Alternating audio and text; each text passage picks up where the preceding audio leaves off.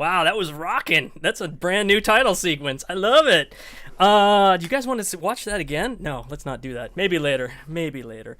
Welcome everyone to our very, very first episode of Show Notes. Show Notes is a project of the San Diego Sound Project, which is a brand new program that is sponsored in part by the Conrad Previs Foundation that helps the Museum of Making Music highlight and feature emerging artists and music in San Diego. We're very excited today to welcome our very, very, very, very first band group for this program, the Montalban Quintet. We actually have three members from Montalban Quintet here. We have Julie Kitterman, Chris Prescott, and Greg Friedman, who will be joining us and telling us all about the origins of the band, the music that we're going to be hearing as part of the in-person live concert that is going to be featured at the Museum of Making Music this Sunday, September 26th. So, and you can't hear it yet, but I'm going to bring everybody up and we're going to check this out. All right, everyone, welcome. How are we doing today? Great. Hi. Doing great, BJ. Good morning. Awesome. Chris, Good Julie, morning. Greg. Morning. Morning. Thank you for joining us and coming to us from the San Diego Zoo, it looks like there. Yep. And we are going to hear some nature sounds as we go along today. It's going to be a wonderful, wonderful time. I think that's perfect, based on what we're going to be talking about. We chose the tiger enclosure. That's what's behind us. I think that was a good call. So you are, as BJ said, members of Montalban Quintet. We're really looking forward to having you this Sunday at the museum. Very experimental, but yet very accessible, a very eclectic range of music. And I encourage everybody watching today to go to your website, montalbanquintet.com, correct? Yes. Okay. montalbanquintet.com. They've got several music samples there, and just check them out. They're beautiful. So we were talking before the show about how diverse the musical palette is in San Diego area, and to me particularly the universities UCSD and SDSU, very fertile for music that challenges the conventional boundaries. So could I ask each of you to give me kind of a quick synopsis of your studies? Greg, I know you were, I believe, UCSD or SDSU? Oh, I actually studied East Coast at Tufts outside of Boston. Okay. So a little synopsis of what you did. Sure. Greg, we'll start with you, and then Julie, and then Chris. Yeah, absolutely. Well, I got started early days in kind of the punk scene, but then by the time I found my way to university, I ended up getting a degree in classical guitar. Wow. And a small music department, but very experimental, and was part of a new music ensemble, which was classical musicians, but who just improvised complete pieces on the spot in live shows. So we just sit down and make up music that hadn't been written yet. Nice. And it was a great experience. Yeah. You know how many guitarists were in that ensemble? Well, it was classical guitar, but it was also oboe and violin and piano and vocalists. And we would just all look at each other and say, okay, let's make something up right away. Wow. Okay. And somebody in the ensemble to sort of take the reins to start it, or did you all start at once? Did you at least say we're in B flat? We had no idea. No, it would just, you would just sort of react to what you were getting communication wise from other people's body language and just sort of go for it. Yeah. Sweet. It was amazing. Julie, how about you? I did not study music in college at all. Except for I did take a recording class because at that time, there weren't laptops and it wasn't so easily accessible to record yourself. So I took a class and managed to get a song that I wrote recorded, and I was happy about that. Although I must say at that time, the vocals and the drums were mixed way too high. Which Now, my why would professor that at the be? time told me is very common. So I'm mostly just self-taught. I mean, I did study piano for about 4 years when I was young, and then just took some random lessons, guitar lessons, and some drum lessons, and vocally, I've actually never taken lessons vocally. I did try taking at a community college a vocal class, and I was just the oddball because everyone was into show tunes and that kind of music, and the professor as well. And I sang Sam Cooke. He finally accepted a Sam Cooke song, and I tried to sing Heart. Things like that. Wow. So yeah. So yeah. So that's been my journey in music. Always wanting to play. Started playing guitar later in my 20s, and yeah. Exploring, discovering, adding more instruments, and obviously pushing the boundaries even in college. That's good. And Chris, how about you?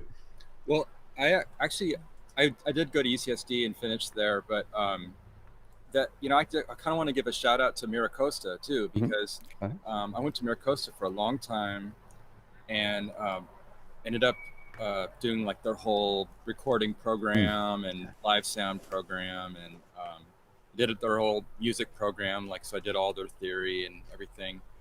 And then when I went down to UCSD, I did it again, because it was like, once you transfer, they kind of go, no, all that doesn't count. Like, you're going to start from the beginning. Yeah. So I kind of went through the music program twice. Okay. But anyway, so I went to UCSD as a just music major, and their focus there is new music, and so kind of like more experimental, avant-garde type stuff. Then they created a jazz program, which is something I was really interested in. So I ended up switching my major over to jazz, and so the last year of classes there, I studied with Kamau Kenyatta, which I think he's involved there. With As is Christy Kubatis too. From Miracosta. Yeah, I remember Christy from the old days. Yeah, so that's great. It's a small world from that connection. That's wonderful. Yeah. So a bit of really kind of alignment there to me between the idea of new music and jazz, because they're both musics in which you are free to explore. Wouldn't you say? Yeah, actually, I was thinking about that. And that's definitely true. But also, UCSD was a huge part of my punk background. So the Che Cafe was like a central place to play, and saw many shows there when I was in high school, and then eventually played there a bunch. So and that's also another place where people do a lot of experimental stuff. So like they would do these drone-ins where people would I think it was like they would do that as sort of a part of a political protest. So they would say, okay, we're going to do a drone for like 48 hours. And so they would have people constantly just droning on probably E, because there's probably a lot of guitar players. But they're going on, and as people would leave, more people would come in. And so they would keep a continuous sound going for like 2 days. Wow. So, stuff like that. It's not necessarily super academic, but the spirit is totally adventurous. Yeah, just like a little crucible for like whatever direction happens. That's amazing. Yeah. And guitarists are great at droning in E for as many days in a row as you need them to do so. When I was reading through the website and all the influences, and again, this term boundary pushing, I think, to me describes a lot of what you're doing. It reminded me of composer Harry Partch, who was also associated with San Diego SDSU, I believe, for a little while. Now, he got pretty deep into the microtonals, as I'm sure you know, and yet what he was doing was pushing boundaries. So thinking of that, what similarities would you draw between what you do and what a composer like Mr. Partch did? And I'll just throw this out to everybody. Good, Chris. Well, one thing I would say, I like the idea that he made his own instruments.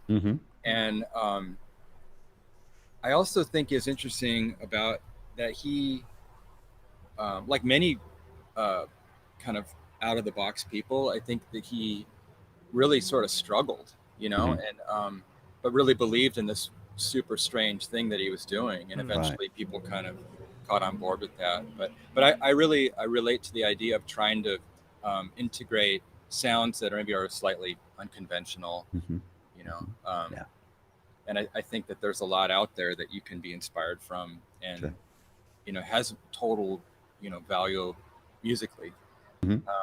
Even if it's not something you can't get the sheet music for it, but like, oh, there's this crazy like piece of wood, and it has a sound if you do this.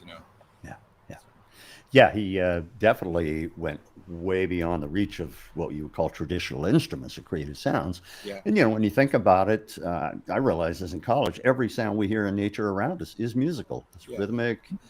Many of them, I mean, the birds singing to each other, they have a tonality, they have a melody they're singing. A jackhammer, there's a rhythm for you. And I first actually heard his album. I don't know if he did more than one album, but the one I heard back in the 70s, a friend of mine was prefacing it to me, and I thought, well, okay, let me try it.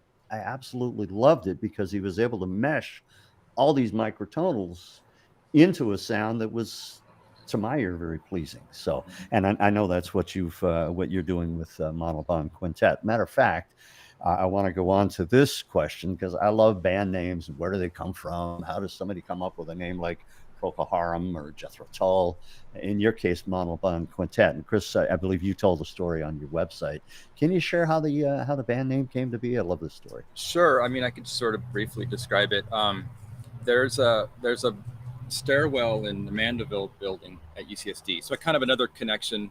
A lot of it kind of, for me, goes back to my time at UCSD. But I was practicing there and I left sort of lateish at night, and I heard this sound in the stairwell, and there's this place in the stairwell where the different handrails kind of converge, and there was this guy in there making all this sound on these handrails and sort of activating the space, because it has a lot of echo and weird I guess you'd call it like a mode of the space. So there's certain sounds that'll activate it. And then he was just basically using this space as a musical instrument, and he called it his quintet. Wow. And because of these handrails coming in, there were 5 of them. And so Montalban Quintet is actually a place. And it's so people always say like, oh, there's not 5 of you, duh, don't you know the quintet's 5 people? So basic. Yeah, come on. Yeah. Over and over. So anyway, so actually almost always it's 7 of us, so there's, I think we've only played as a quintet really as like 2 times ever in the 10 by accident in the 10 years of the band. But yeah, that's sort of where the name comes from. Okay. And the fellow that you met in the stairwell playing on the handrails, his last name is Montalban. Am I correct? That's right. Yeah, Herman Montalban. Okay. Yeah. So you sort of appropriated his quintet to be the name of your band. I love that story. Is this space, is it still accessible? Can the public just go in and start jamming on this thing? Well, I don't know that it's still there because this is quite a few years ago. But I mean, and Mandeville is pretty crusty. So, but I know, I mean, that space was there. I mean, I would kind of cruise around there even in high school. We were just, wandering around, and I never really noticed it back then. I mean, but then now I'm totally aware of it. So I'm not sure that it's still there, but it's possible. It's like there's sort of that lower art area, and then the second level is where the music is. So it's kind of between those 2 things. Okay. I love that concept because I don't know. Sometimes you just walk through life unaware of your surroundings and how they're impacting you. But there are times like if you're in an alleyway and you just hit a snap or something happens and it just goes and goes and goes. Like, what a unique experience. And I'm so intrigued by just how you got caught by this moment and this space and time that just like, wow, this is something. This needs to be something. That's fantastic. It almost makes you think about that you want to have really loud shoes because everywhere you go, you might discover, you've got some like soft sneakers on, you're going to miss so much of the world. So. Yeah. It's usually when I'm talking and I have a nasally voice and it goes, I'm like, oh no! You created a new sound. Maybe it highlights those, not so good noises, but it does it. I'm like, I become acutely aware of when that happens. Like, oh, this is a great space. Yeah. Let me read a couple of reviews that I saw on your website. Really complimentary. This first one is from The Snipe. The diverse musical background of the various band members contributes to an album that is jazzy, experimental, and very refreshing. And from Transworld Surf Magazine, that caught my eye because I'm an ocean guy. Cinematic is the first word I'd use to describe Montalban Quintet. The music touches on spaghetti western, jazz, and post-punk. Montalban Quintet is an epic journey through sound. So, Julie, let me start with you. I mean, when you read a review like that, it's got to make you feel good.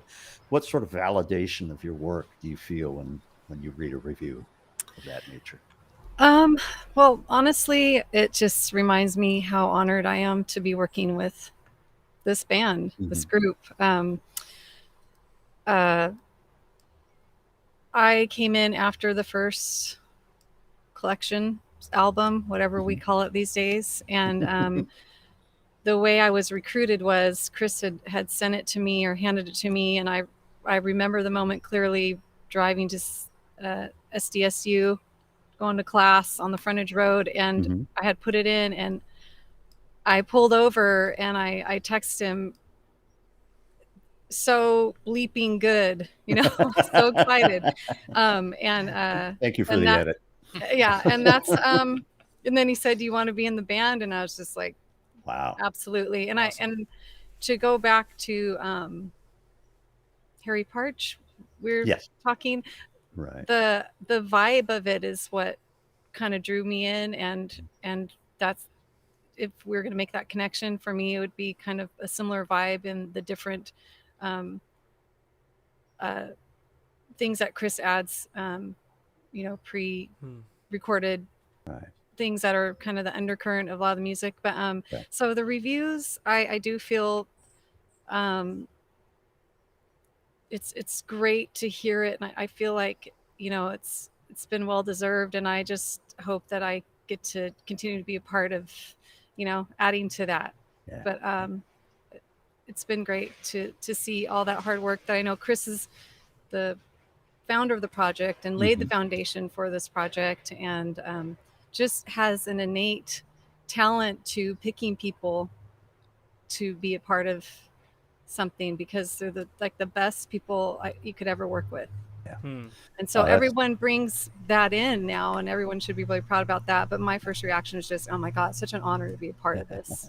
So Chris knows how to bring, or rather how to pick people who bring their A game into the band. Absolutely. Their specialty. It's interesting you say that, Julie, because I've said that several times about NAMM and the museum too. They pick people for positions that they know are going to bring their A game, and that organization runs so smoothly, just as your band does. So Greg, how about you? You read a review, and obviously the reviewer gets it and digs what you're doing. How do you feel about that? Yeah, that's a great question, Bill. I would say, as far as sort of a validation, I really feel validated when I get together with these guys and we make music and we get lost in it and we're communicating, but just with sound, not with words. And I feel like, wow, we've added something really positive to the world. And I'm so glad I'm part of it. Like Julie, it's such an honor to be part of this.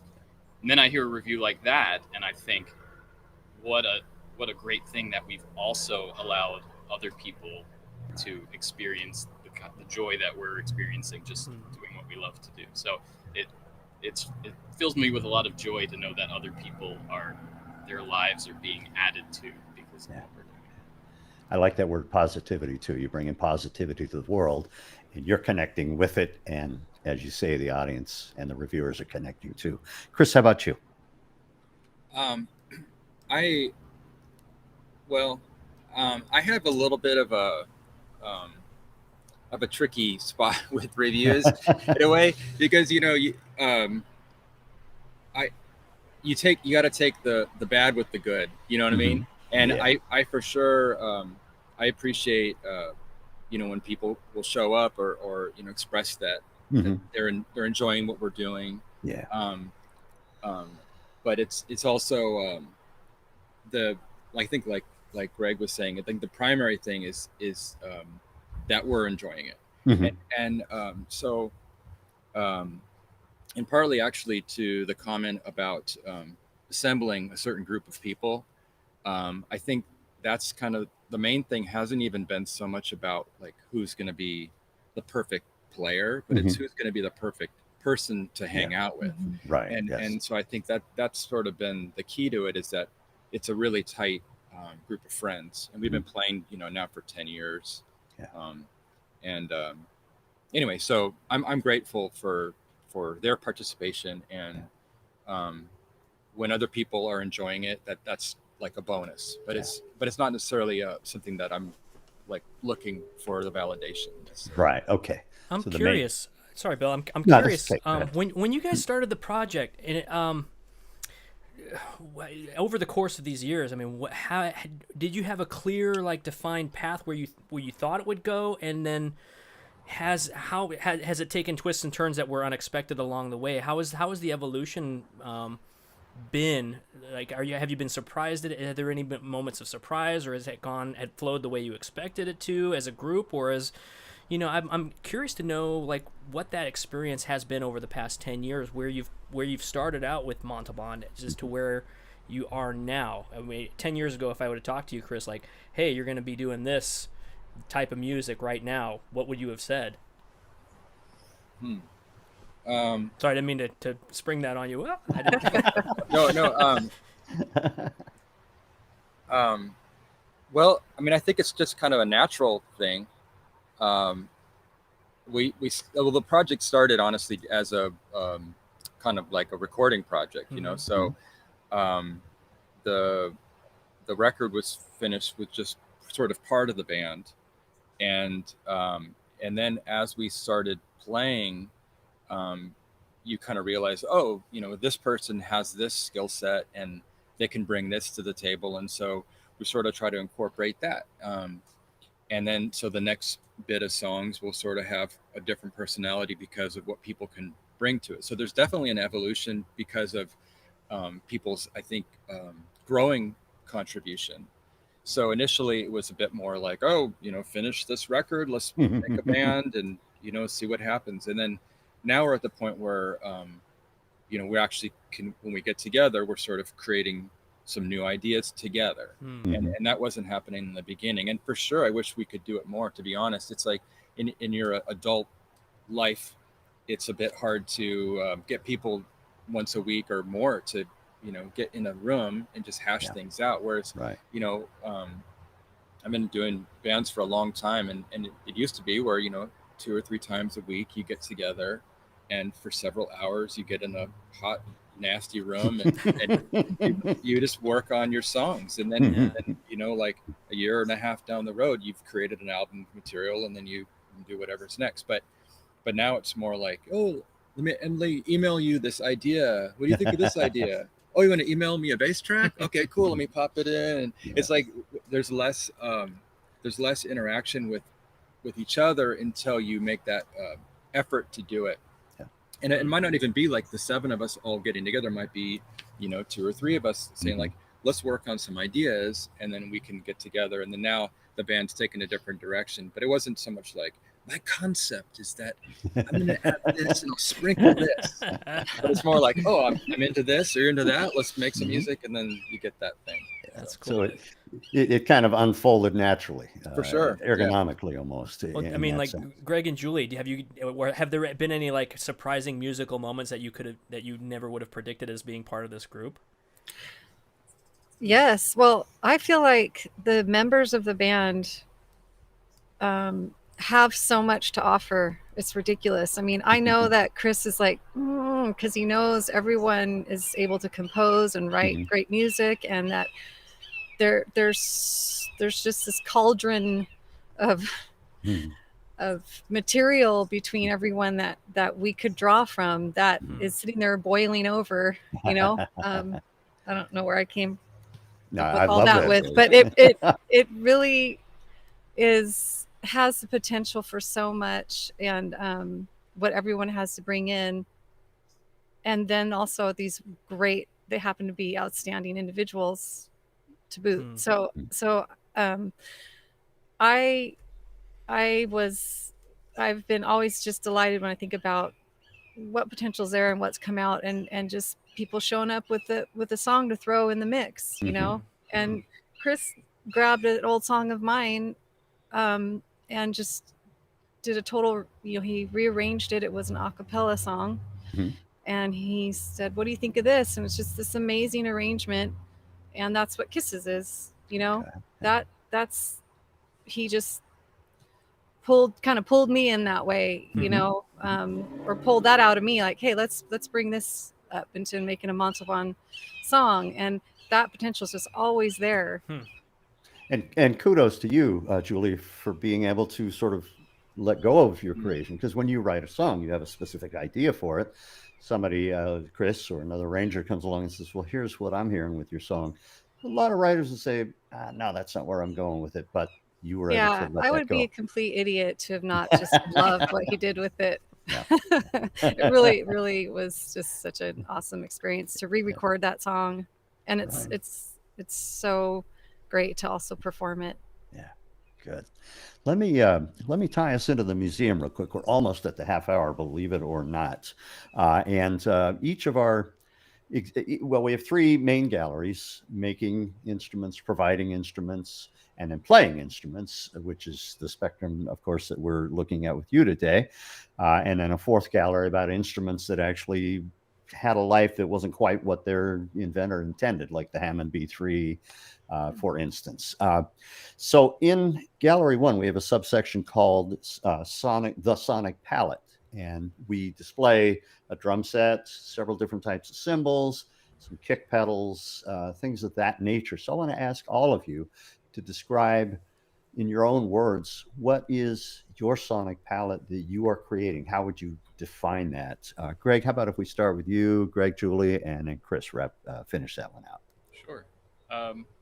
Yeah, I think for me, I often hear people talk about a palette as kind of a painter's palette or colors that you're using to create. But for me, I'm a very tactile person, and I actually think of more like, what would this sound feel like if you could put your hand into it or it bumped into you? And so, and so as a guitarist, I have a big effects pedal board, and it gives me all of these opportunities to take that simple dry signal from the guitar and turn it into something that I feel like would have a touch, a feel to it, and then a different type of feel layered together, and you can kind of feel them both at the same time. There's this soft billowy thing on the bottom and something kind of cold and pointy at the top, and so I kind of think of the palette almost in that way. You know, what does it feel like when it hits the audience?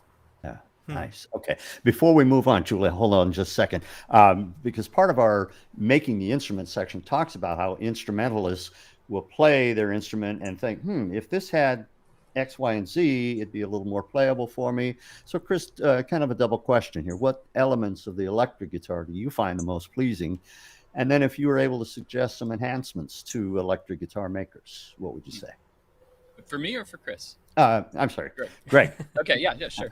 Getting crossed on that. Absolutely. Yeah, I mean, I'm really happy with all the guitars I have. Ultimately, they just, when they feel like a natural extension of me, when the instrument almost disappears and I don't feel it anymore. I have this Martin 0016 that just, I almost don't know that I'm holding a guitar when it's in my hands, and a Gibson Les Paul that is just so lovely to hold. So primarily that's what I'm looking for in an instrument. If there was something I wanted to change about it, you know, I use the pickup selectors on my guitar a lot throughout a single song as a way of, again, kind of finding textures that fit at certain spots. Sometimes it's hard to switch really quickly, like, you know, a couple notes on the bridge pickup, a couple notes on the neck, a couple notes in the middle. It'd be cool if there's some, I don't know if this has been done, but some kind of enhancement to the guitar that just makes that much easier. Something I can be playing and switching much more quickly. I don't know, that'd be one option. I wonder if that could come from the MIDI world, maybe. Maybe you're onto something. Turn it into a button. There you go. and Julie, sonic palette. How would you describe your sonic palette? I understand like Greg's reference to like the artist's palette. I do feel like as an artist in general, at least for me, like I'm a sculpture artist, and I've spent so much of my time collecting. So collecting actually, you know, objects out of an alley, but also just collecting thoughts and emotions and feelings. And I know a lot of people are asked, you know, what their writing technique is. Do they write the lyrics first? Do they write the music first? And for me, the palette brings up just it's like your collection of inspirations. Okay. So what inspired you? And it could be something very sad, you know, Yeah. Right. or it can be something that brought an emotion out of you that you don't want to let go of. So you kind of hold on to it, and you're going to make it into a song, you know. So it's you can't wait to express through that. And it can be an actual object that you're inspired by, but also an experience, or, you know, I just feel like I tend to think probably most people, but artists are more aware of all of these things they're collecting at all the time, references and things in their mind and thoughts and ideas, and just I just like a palette of inspiration to pull from. Okay. So life experiences in addition to the actual instruments you're using Yeah. create your sonic palette. Quick question about microphones. We have one of our displays has some Shores, Electro Voice, AEA. Now, as a vocalist, what do you want in a microphone? What do you look for? Something that colors your voice or just amplifies it? I mean, I'm a little bit allergic to technology. I have a slight allergy to technology. May I join your club? And so, as far as the type of microphone in Montalban Quintet, I have the luxury of Chris, who's known me for a long time, and he knows my vocal style, even, you know, previous to Montalban. And so I think he understands and knows what I like out of my voice. So whatever microphone he puts in front of me, I'm going to trust it's the right one for the show or for recording or whatever, you know. I guess that's the princess part of me or something. I don't know, but I do trust Chris 100% in that way. And I mean, I have my own opinion about it. For me, what's important is just the subtleties in a voice. I want to be able to hear the nuances, the subtleties, just those inflections that are that's what I love about vocals. I can appreciate a powerful, loud voice, but I just really love those things that when you're actually recording and you can hear so well in the booth, you know. I love that so much. And so when it comes to singing, my tendency is to, you know, just have my mouth right on the microphone. And that's what I want to hear. So if it's an SM58 or whatever, great. Or some reverb or whatever it is. And I do appreciate whenever someone mixes things so well, you know, because everyone's so unique and different to what they want. So I think doing sound is a commendable. Oh, absolutely. A good sound engineer is worth their weight in gold many times over. And I'm throwing that at you, BJ. No, I appreciate it. I don't need kudos. We've got a really good engineer lined up for Sunday. No, I know you do. You know, whenever BJ's not at the board, they bring in somebody equally as proficient. So you'll be happy with the mix you get. So Chris, let's wrap it up with you. What in particular, because this relates directly to our display there in the museum, drum set, the heads, high toms, low toms, kick, cymbals. How do you approach the sonic palette of the percussion instruments? I think that I mean, my answer would be pretty conventional, but essentially, there's what drum set is this combination of all these instruments, right? So there's a bunch of cymbals, a bunch of drums, and then whatever other weird stuff you can bring in. So like I've got these strange these handmade kind of bells that have springs welded to them. And once in a while that'll show up, you know, or I make an effort a lot of times to, between each show, to do a different combination of cymbals. So it's not going to always be the same ones.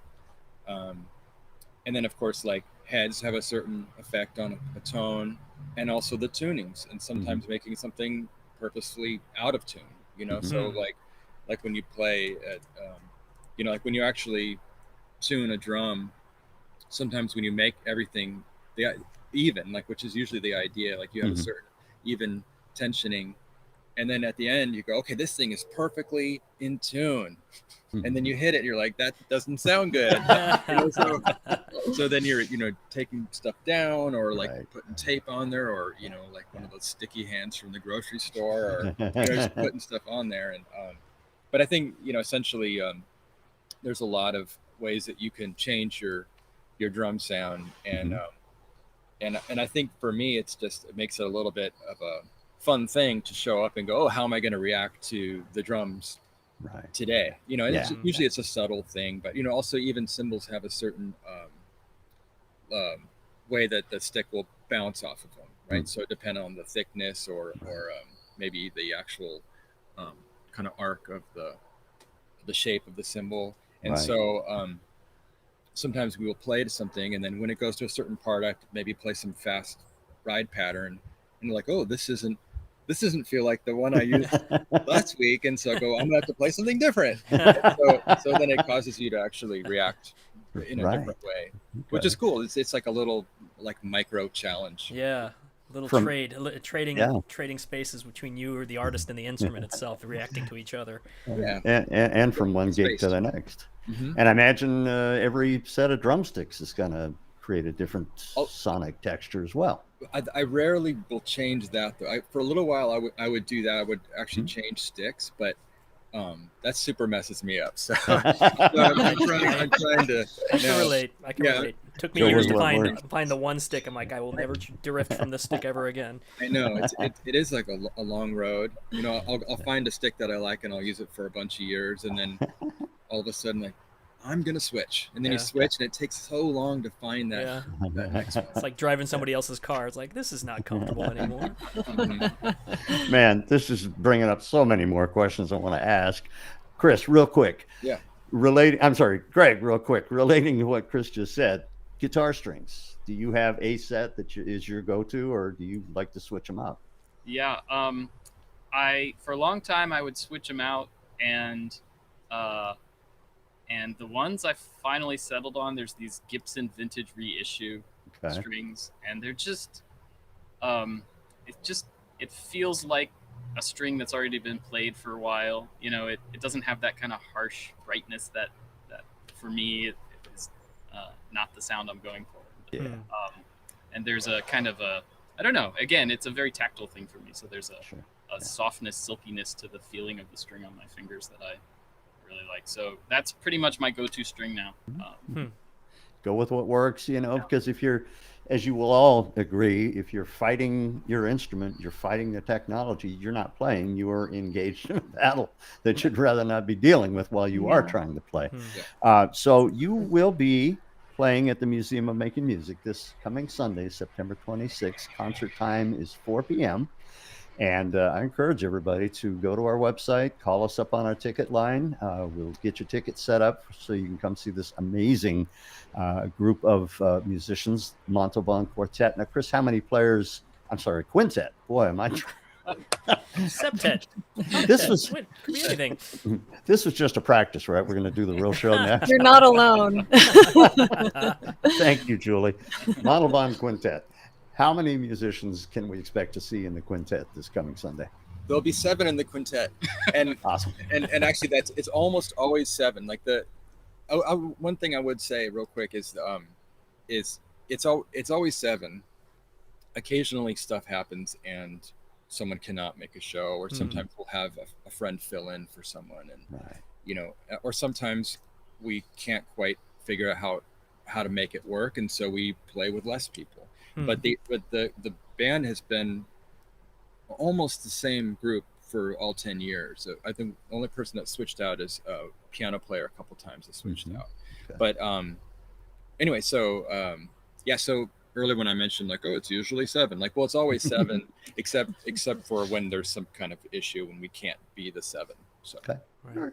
So we'll look for 7 in the quintet on Sunday, and I mean, props to you for keeping the same members overall for 10 years. That's hard to do these days because, as musicians are out trying to make a living, grabbing whatever gig they can. So to keep a focused, cohesive group, I want to just say my thanks, BJ, real quick, and then we'll let you take over. And, sure. Actually, and I have one follow-up question. I'm really curious because this is, as a show note, we're getting to learn about you, the artists in the band. How would, let's say, an audience member, a first-time individual is being exposed to Montalban Quintet, do you have any recommendations or tips on experiencing the music of the quintet? Like if there's anything that they should tune their ears into, or anything that you would like them to really pick up from the musical experience? What recommendations would you have for the listener? It's interesting. I mean, I think my first reaction might be just give yourself a chance to listen for a while. Like set your expectation as kind of patient, opening yourself up to what will follow for many minutes, because you won't get it from the first note, and you might not get it from the first song, and you might not even get it from, you have to let yourself experience the first handful of songs, and then I think you'll have a good sense. And just kind of, we love being able to explore the space physically and musically, in reacting in the moment, and we never know quite how long a piece will last or how a section will last, and we love that about the piece. And so if you as an audience member can sit down and understand that this is going to kind of build and evolve and grow organically right there in the moment, and just to sit back and let it happen, might be a help. Awesome. And also, I think put it in your car when you're driving, like for a trip. Yeah. A lot of people commented that it's cinematic. It's definitely great road trip music, or your half-hour commute kind of thing. And hopefully you have Spotify Premium so that you can listen to it in the order that the songs were meant to be listened to. My pet peeve with non-premium is not listening to albums how they're intended. I want to be able to do that. So I think starting with we have 2 out now and soon another one to come, but starting with the first one, it's like a journey. It's great when you're driving. Cool. All right, Chris, take us out. How about you? Well, when I go to see a band, like for example at the Casbah or something like that, I almost always go to the side, and one is that I don't want to be crushed. The second reason is that I love watching the interaction of the band, and or also as a drummer, you get that really good side view of the bass pedal, and you're like, how are they doing that? But I love going to the side, and you get the little things that are happening on stage, and to me that's almost as interesting as the music that's happening. And so I think that that's maybe something that's kind of fun to watch with us too, because like Greg was saying, we don't always know how long we're going to play something, and we want it to not be a train wreck. And so as we're playing, we're kind of like, oh, all right, they just did this, and so now this is going to happen. Are they going to know that that's just changed? And so we're kind of like watching each other and trying to figure out like, okay, we're going to go a little louder on this next one. And so there's a lot of just sort of adjustments that are happening. And so it might be kind of fun for someone to be in that spirit of like, okay, maybe something's not as planned right now, and like what's the band going to do to try to make it still sound good? And so awesome. I love that stuff. Awesome. Very good. Well, it sounds like you guys have a deep mutual respect for everyone's abilities and personalities on that stage. So I'm definitely excited to see how that plays out when we have you at the Museum of Making Music this Sunday. Thank you, everyone. Thank you, Greg. Yes. Thank you, Julie. Thank you, Chris, for joining us today. Thank you, Mr. Bill, for helping us through this conversation. I'm sorry that last question took us a little long. I was just so curious. I'm like, what should people get from this experience? And I love hearing it from the artists. Like, this is what we notice. What will the audience notice? And giving those little tips and tricks. If you don't mind, I'm going to take us out. I'm going to go ahead and let's take a look at what's coming up this Sunday. Again, we've mentioned it several times. San Diego Sound Project with Montalban Quintet, when there may be 7 of them on that stage. We don't know, but it's definitely not going to be a quintet. We know that for possibly sure. But anyway, please join us for that in-person concert this Sunday. You can get tickets at the Museum of Making Music on our website. museumofmakingmusic.org. It's actually pronounced .org, but I said .org as a percussionist. And you can give us a call, 760-304-5844, if you'd like to order tickets over the phone. We are also offering, if you can't join us there in the physical space, free online live stream. We will send you that link when you RSVP from the museum's website. Again, museumofmakingmusic.org. Other than that, we really, really hope to see you this Sunday, either virtually or in person, as we experience the music of Montalban Quintet. I hope you've enjoyed this first edition of Show Notes with our guest today and Mr. Bill, and we look forward to seeing you on future episodes of Show Notes for the San Diego Sound Project. The San Diego Sound Project was made possible in part by the Conrad Prebys Foundation. Additional support for live streaming was provided by the City of Carlsbad Cultural Arts Office. For more information about this program or any upcoming San Diego Sound Project event, please visit www.museumofmakingmusic.org.